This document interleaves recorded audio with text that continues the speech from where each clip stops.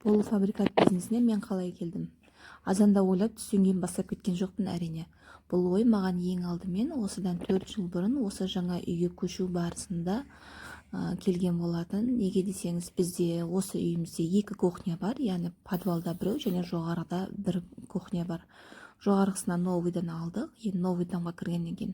Ал астыңғы бөлігіне біз өзіміздің қолданып отырған қатты ескі емес, 4-5 жыл бұрын алынған, қолданып отырған ешжер сынық емес мебелімізді көшіру керек болатын.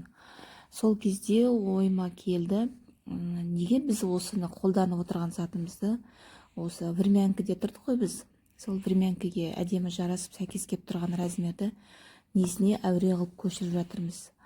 Осы времянкіні есігіміздің алдына неге цех қылып полуфабрикат ашпасқа деген ой келді, бірақ сол жерде қалып қойды. Одан мен үйде баламен отырмын, біреу азанда, біреу түстен кейін сабаққа барады деген сияқты, кішкентайым садикке барады деген сияқты.